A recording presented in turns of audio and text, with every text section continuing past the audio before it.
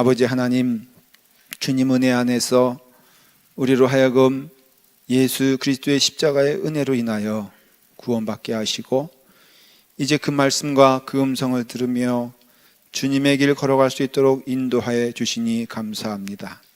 우리의 심령을 열어주소서. 주님의 말씀을 듣게 하여 주시옵시고, 그 말씀을 따라 걸어가는 주님의 자녀되게 하여 주시옵소서. 성령님께서 우리의 삶을 주관하시니 감사드립니다. 귀한 은혜를 우리 사랑하는 자녀들에게도 허락하여 주시고 이끌어 주시사, 같은 시간에 예배하며 하나님을 찬양하는 우리 유아부, 유치부, 또한 아동부, 중고등부, 청년부 예매 이르기까지 하나님의 은혜가 넘치게 하여 주시옵소서. 예수님의 이름으로 기도드리옵나이다. 아멘. 오늘 말씀은 요한복음 11장을 이제 끝으로 우리가 12장을 넘어가는 그 마지막 말씀이 됩니다.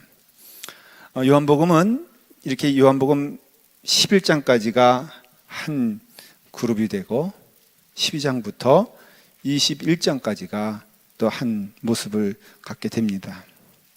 요한복음은 예수님에 대한 말씀인데요, 그 예수님에 대한 말씀이다 그러면은 우리는 어떤 그 위인에 대하여, 어떤 사람에 대해서 기록할 때는 어릴 때부터 시작해서 또 이와 같이 이제 아동의 시절을 지나고 청소년 이런 것들을 쭉 설명할 텐데, 다른 복음서와 다르게 요한복음은 그렇게 말하고 있지 않습니다. 요한복음은 특별히 예수님의 마지막 3년, 그걸 공생애라고 합니다. 십자가의 길을 걸어가는, 하나님의 참된 하나님으로서의 길을 걸어가는 마지막 3년 동안을 기록한 말씀이에요. 그래서 여기는 탄생의 말씀도 없고요, 어린 시절의 말씀도 없고, 그 예수님에 대하여 특별히 이제 3년간의 그 시간을 말씀으로 기록하고 있습니다. 그 3년 동안의 대부분의 시간을 1장부터 11장까지 기록하고 있고요, 12장부터는 예수님 돌아가시기 전 한 주, 그러니까 오늘 11장 마지막 절에 이제 그 예수님을 죽이려고 하는 그 대제사장들과 바리새인들의 계략에 있어서 예수님께서 에브라임에 머무시면서 이제 그 다음에는 한 주간 동안을 12장부터 21장까지 기록하고 있는 거예요. 그러니까 이와 같이 11장의 마지막이 끝나는 이 부분에서 참으로 하나님의 사람이라고도 할 수 있는 대제사장들과 바리새인들이 예수님에 대하여 어떤 것을 행했는가에 대해서 우리는 좀 말씀을 나누고자 합니다.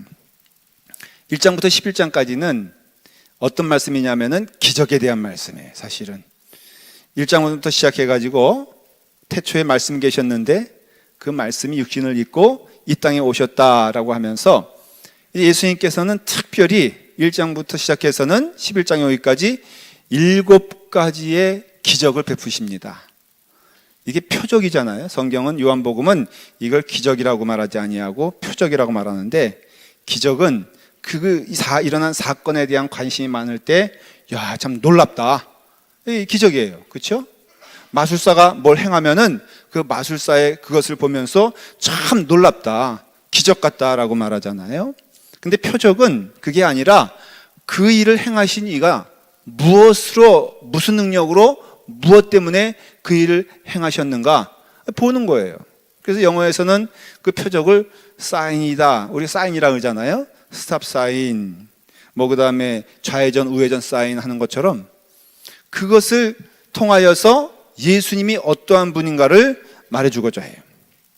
그래서 물로 포도주를 만드는 사건, 그 다음에 그 죽어가는 신하의 아들을 살리신 사건, 그 다음에 5,000명을 광야에서 물고기 2마리와 떡 5덩이로 먹인 사건, 그 다음에 38년 된 병자를 고친 사건, 눈먼이를 태어날 때부터 눈멀었던 사람을 보게 하면서 하나님의 광명을 보게 하는 그 일까지, 그리고 나사로가 죽었는데 죽은 자 가운데에서 3일 만에 냄새나는 그 죽은 자를 살리신 그 사건까지, 그 사건을 통하여서 대체 주님이 누구시냐, 예수님이 누구시냐에 대한 말을 하는 거예요.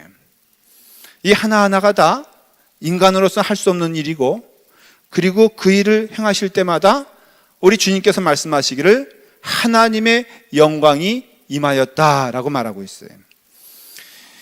요한복음 2장에 보면요, 11절에 예수께서 이 첫 표적을 갈릴리 가나에서 행하여, 이게 물로 포도주를 만든 사건이거든요. 뭐라고 말씀하시냐면은 그의 영광을 나타내심에 제자들이 그를 믿었도다.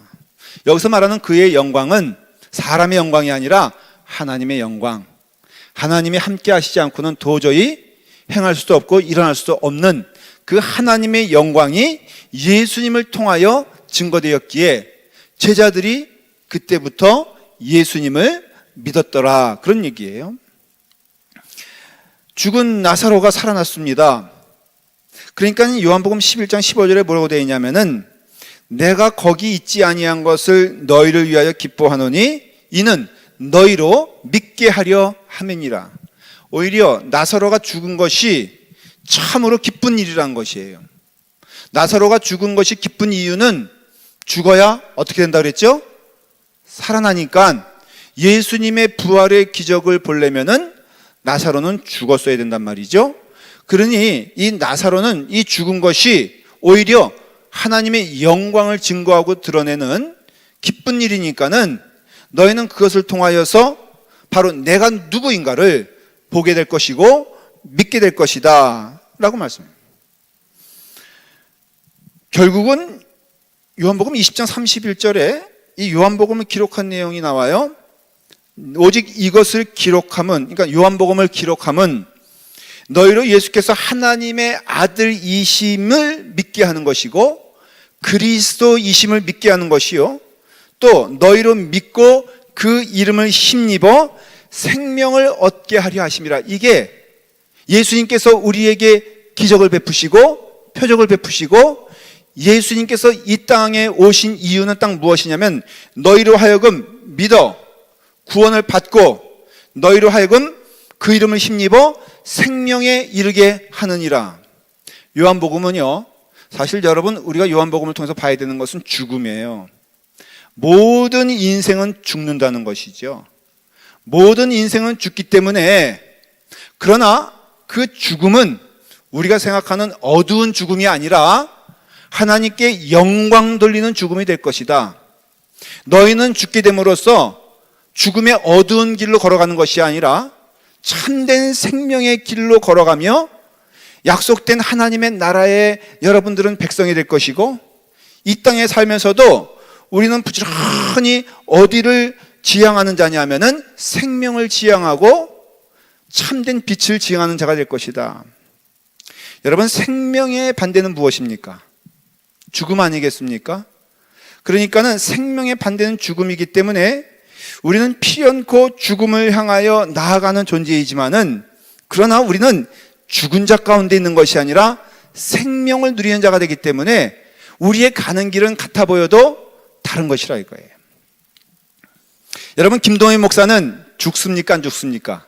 당연히 죽습니다. 그렇죠? 그러니까 죽음은 슬플까요? 안 슬플까요? 여러분 가운데는 저보다 먼저 가시는 분들도 있을 것이고, 어떤 분들은 저보다 연세가 10살이나 높으신데도 목사님 장례식엔 꼭 참석하겠다고 그런 분들도 있어요. 뭐 다 좋습니다. 하나님께서 부르시는 때가 언제인지 모르니까는. 그런데 오늘 하루를 살아가면은 저는 분명히 하나님 나라에 하루 더 가까이 온 것이에요. 믿어요. 세상 사람들은 오늘 지나면은 하루 더 죽음이 가까이 온 것이에요. 마지막 날이 가까이 온 것은 세상 사람들이요, 영원한 나라에 가까이 간 것은 믿는 자라 이거예요. 여러분, 그날이 가까이 올수록 그것이 어디냐에 따라서 우리의 삶이 달라지는 것은 분명히 다르죠. 군대 앞두고요, 군대 가서는 매일 하는 일이 무엇이냐면은 달력에 내 제대하는 날 이렇게 그려가는 것이에요. 여러분, 하루가 지나면은 그 삶이 더 소생하고 생동감이 있습니까? 아이고, 하루가 지나갔다 그러겠습니까? 여러분, 그날이 지나가면 지나갈수록 그 사람은 이제는 제대할 것이 앞두기 때문에 더 기쁜 거예요. 거꾸로 이제 이날이 지나가면 마지막이다라고 했을 때에는 그날이 가면 갈수록 더 두렵고 떨릴 것입니다. 그래요. 우리의 삶을 보십시오. 세상 사람들의 특징은 무엇이냐면은 그날이 오면 올수록 마음이 두려운 것이에요. 그날이 오면 올수록 마음 가운데 어두운 것이에요. 마음 가운데 근심이 되는 것입니다. 그런데 예수 그리스도를 믿는 자들은 그날이 오면 올수록 더 소망 가운데 있다는 것이죠. 여러분, 이것은 우리가 관념적으로 생각적으로 하는 것이 아니라 우리의 삶을 통하여 제가 여러분 믿는 분들을 많이 먼저 보낼 때마다 하나님께 제가 감사한 것은 참으로 믿음이 있어 믿는 자들은 그의 마지막이 두렵거나 떨린 것이 아니라 그의 마지막이 감사하며 기쁘며 하나님께 영광을 돌리고 이제 내가 나의 다갈 길을 다 갔으니 이제는 하나님께 드릴 일만 남았도다라고 하면서 하나님께 기뻐하며 즐거워하며 찬송하는 모습을 너무나 많이 봤다 이거예요. 그러니까 우리의 삶이 성경에서 아주 의미 있게 말하고 있잖아요. 고린도전서 15장 19절에 뭐라고 말하고 있냐면 만일 그리스도 안에서 우리가 바라는 것이 다만 이 세상의 삶뿐이면 모든 사람 가운데 우리가 더욱 불쌍한 자라 그랬어요. 만일에 이 삶이 이 세상에서 끝난다. 이 세상 사람들, 이 세상이 마지막이라고 믿는 자들의 삶의 모토가 뭡니까? 구호가 무엇입니까? 이 한 세상 사는 거 어떻게 살자고요? 멋있게 살자 그러잖아요.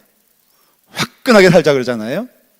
그러니까 볼 것도 없고 뒤에 무엇이 없으며 우리가 맞이할 것이 없다면은 여러분 그것도 그렇게 잘못된 생각은 아닌 것 같아요. 근데 여러분 이 세상에서 끝난다면요, 여기서 그냥 구질구질하게 여기 모여가지고 뭐 예배 드린다고 여기 쭈그려가지고 앉아있는 것, 이거 안 하시는 게 더 좋아. 그러니까 여기서 있잖아요, 만일에 이 세상의 삶의 뿐이라면은 그냥 가시면 돼. 어디로? 저기 빛집가로 가셔가지고 선탠하면서 하루하루를 캐세라세라 부어라 마셔라 해도 그렇게 잘못된 삶은 아니라는 것이에요. 근데 우리는 믿잖아요. 만약 이 세상의 삶뿐이라면은 예수님의 이름을 위하여 또 그 뜻을 향하여 영생을 소유한 자로서 살아가는 것이 구차한 것이라고 성경은 말하고 있잖아요. 만약 우리가 살아가는 것이 예수님의 이름을 위하여 살아가는 이 삶이 정말로 우리가 이 땅의 뿐이라면은, 그래서 이 세상에서의 끝이 끝이라고 말한다면은 여러분들은 그렇게 살 필요도 없고 그렇게 살 이유도 없고 그렇게 살지 말라고 하는 것이에요, 성경은.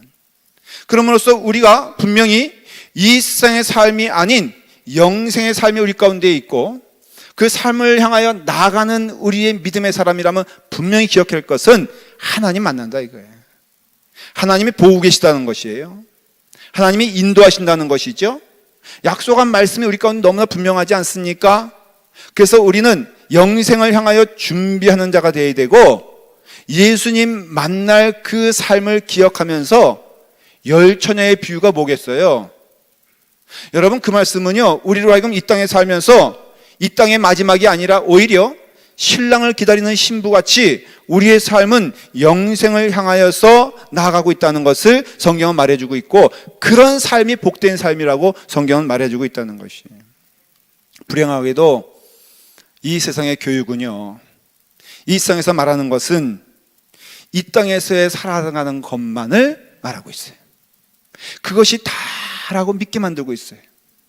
그래서 여러분들 참 허망하지 않습니까? 여러분들이 이 땅에 살면서 사는 모습을 보십시오.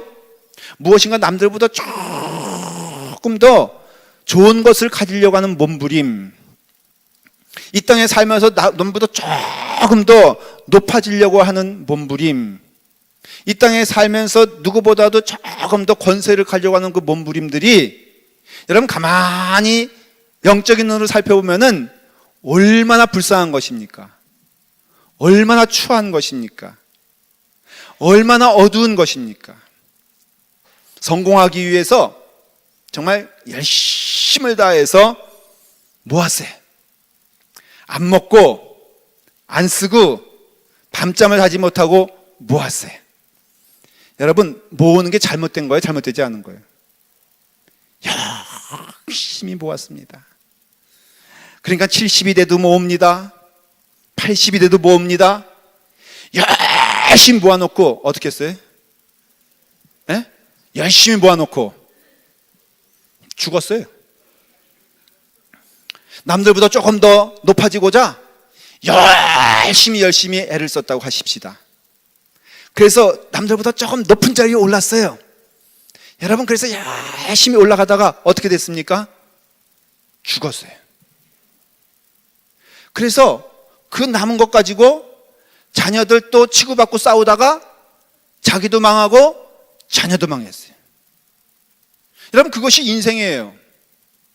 여러분들이 누리고자 하는, 또 이루고자 하는 그 무엇이 여러분들에게 어떤 답을 주고 있습니까, 대체?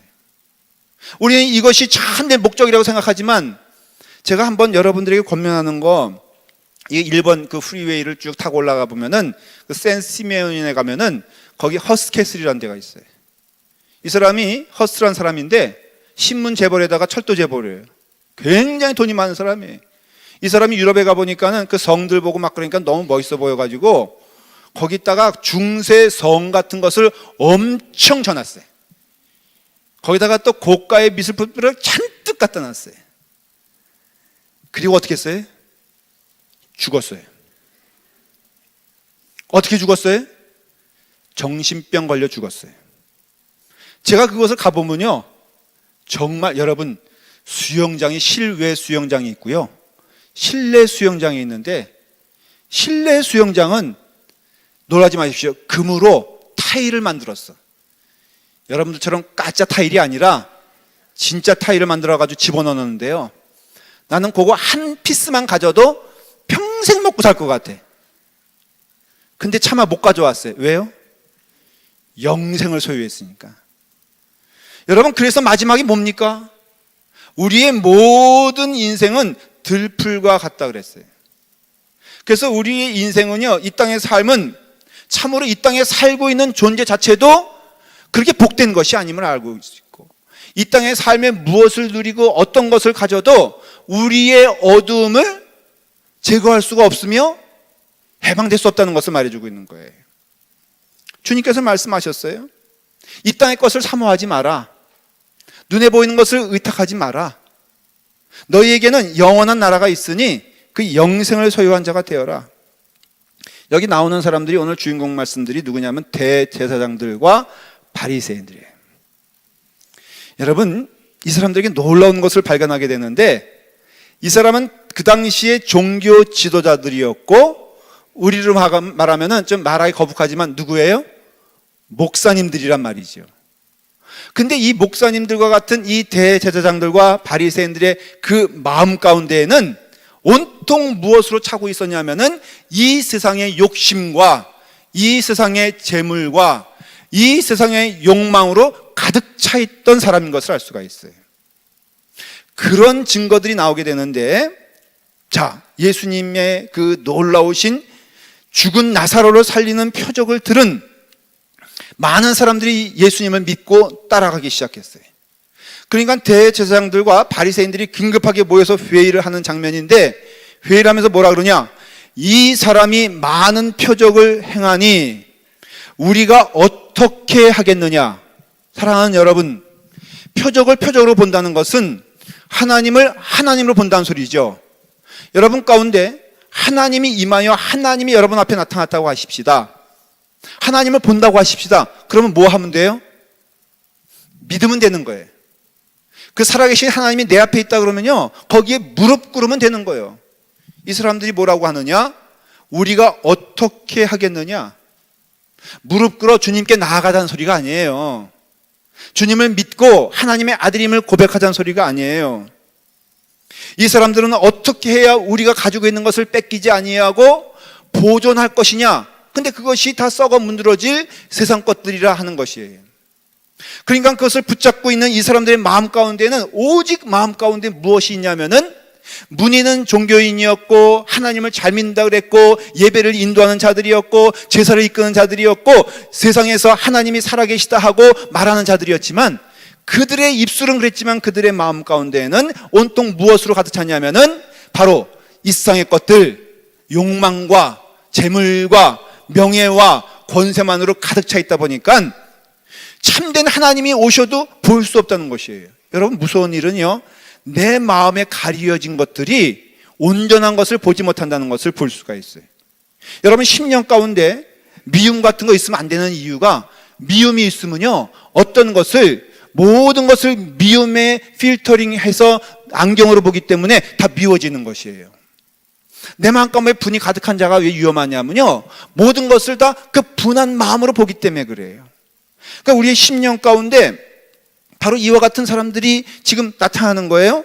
47절에도 뭐라고 말하냐면, 만일 그를 이대로 두면 모든 사람들이 그를 믿을 것이요. 아니, 하나님의 힘을 믿으면 되는 거지. 근데 많은 사람들이 믿을까봐 걱정되는 거예요. 많은 사람들이 주님께 나아갈까봐 걱정되는 거예요.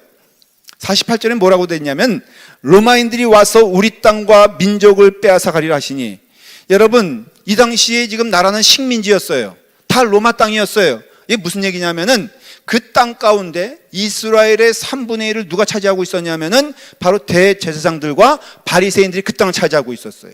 그러니까 로마 사람들이 다시 오면은, 그들이 무기를 가지고 오면은 우리가 가진 것도 빼앗길 것이요. 예수님께서 뭐라 그래요? 이 강도의 구렬로 만드는 자들아, 성전에서 예수님께서 말씀하신 것은 그 대제사장들이 가지고 있는 권세와 재산을 가지고 말하는 것이에요. 여러분, 세상에 마음이 묶여 있으면요, 하나님을 보지 못합니다. 우리의 심령 가운데 하나님이 요구하신 것이 있는데, 여러분들의 심령의 마음 문을 열고 여러분들에게 있어서 세상 것들을 그 마음에서 비워내라는 것이에요. 안 그러면요, 하나님이 오셔도 여러분들은 하나님을 볼 수 없고 들을 수도 없다는 것입니다. 얼마나 무섭습니까? 나중에는요, 예수님께서 친히 십자가에 달려 돌아가심으로 사흘 만에 부활하시잖아요. 그것을 그 유대 경비병들, 대제사장이 심어놓은 그 경비병들, 절대로 부활하면 안 된다, 예수님 부활할 것이라고 말씀하셨고 소문에 퍼졌거든요. 그러니까 대제사장들이 절대 예수는 부활하면 안 된다고 하여서 경비병들을 그 돌무덤 앞에 세워놨는데, 그 문이 열리면서 그 경비병들이 대제사장 앞에 와서 보고를 합니다. 이와 같이 이 된 일, 예수님이 없어졌다, 부활하셨다라는 것을 얘기하니까 그 대제사장들이 그 경비병들에게 많은 돈을 주면서 이르되, 너는 말하기를 제자들이 밤사이에 와서 훔쳐갔다고 소문을 내어라. 아니, 예수님께서 친히 부활하셨다면은, 참으로 하나님을 믿는 자들이라면은 하나님의 영광이 임한 줄 알고 회개하여 하나님께 나아가야 되는데, 예수님이 부활하셨어도 이들 마음 가운데는 오직 예수님은 안중에도 없어요. 하나님은 안중에도 없어요. 영생은 관계가 없어요. 오직 지금 이 땅에서 내가 움켜쥐고 있는 것만 가지고 어떻게든지 살아보겠다고 세상 욕심으로 가득 차니 하나님의 음성을 듣지 못한다는 것이에요. 다윗은 말합니다. 하나님이여, 내 마음이 확정되었고 내 마음이 확정되었으니 내가 노래하고 내가 찬송하리로다. 여러분, 우리의 심령이 하나님께 확증되기를 간절히 축원을 드립니다.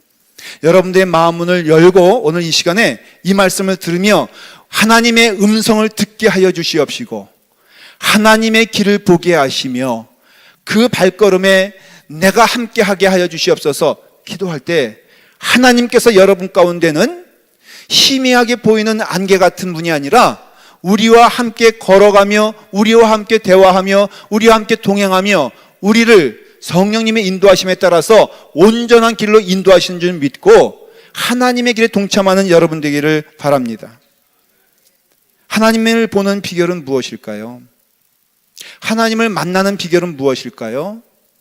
하나님 먼저 은혜를 베풀어 주셔서 예수 그리스도를 죽을 자 가운데서 우리 가운데 임하여 산자로 부활시켜 주시고, 우리 또한 약속하시기를 고린도전서에서 너희도 예수 그리스도를 믿는 자마다 죽은 자 가운데 있는 것이 아니라 살아있는 자 가운데 있겠다고 약속해 주셨는데, 그 하나님을 만나며 그 하나님과 동행하는 비결은 무엇일까요?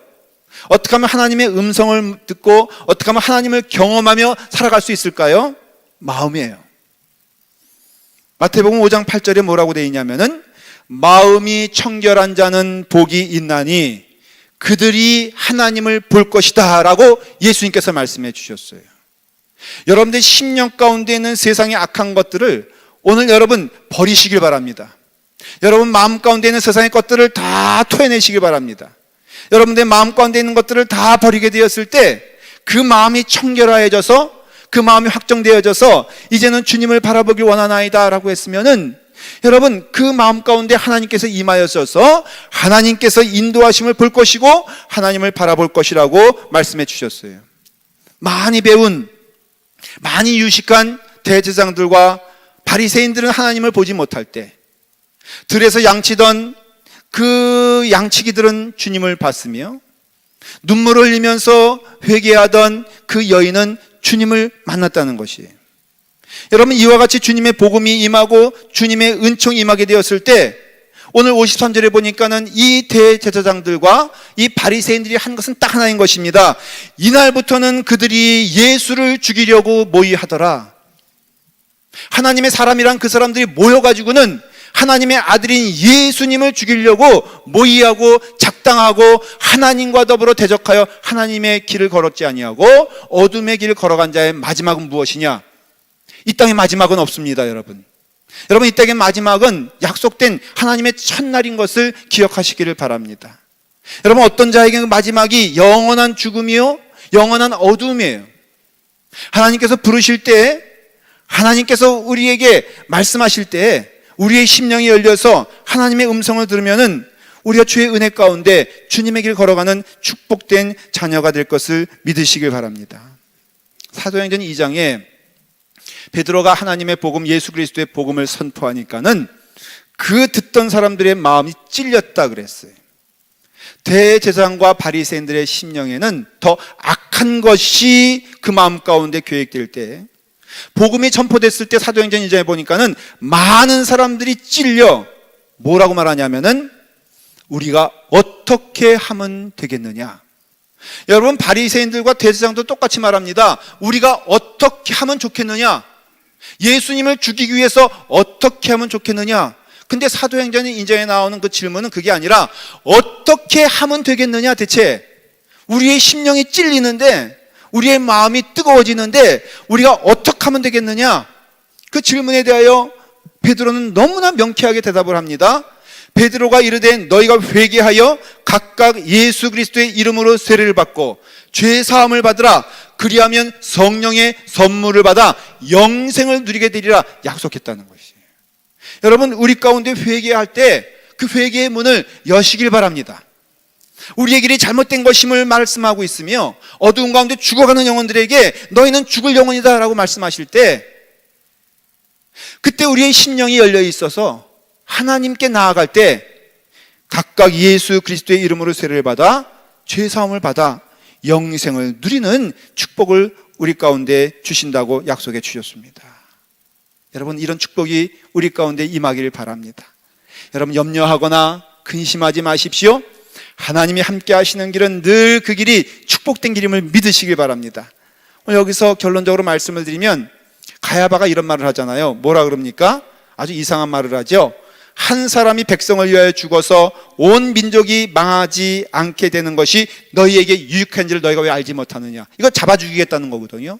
근데 그 다음에 뭐라고 되어 있냐면은 이 말은 51절에 스스로 함이 아니요 그 해의 대제사장이므로 예수께서 그 민족을 위하시고 또 그 민족만 위할 뿐 아니라 흩어진 하나님의 자녀를 모아 하나가 되기 위하여 죽으실 것을 미리 말함이라. 여러분 가야가 하는 그 말은 가야바의 말이 아니라 성령님의 말인 것을 알 수가 있어요. 여러분 때로는 하나님께서는 악한 자를 들어 사용하신다는 진리의 말씀을 기억하십시오.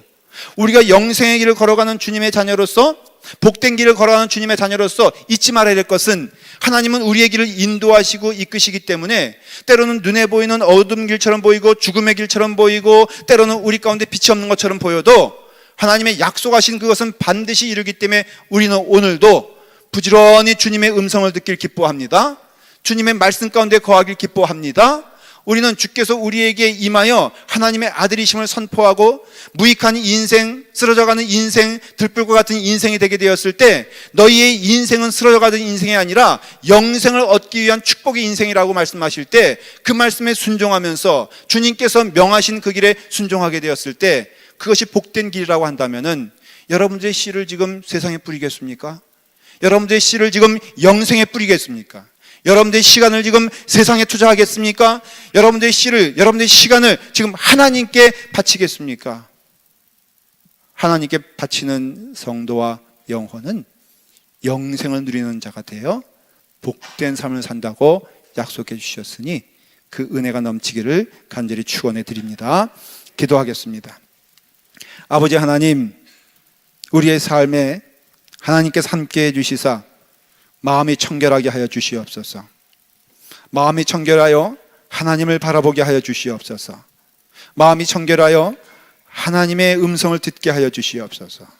마음이 청결하여 하나님의 길을 걸어갈 수 있도록 인도하여 주시옵소서.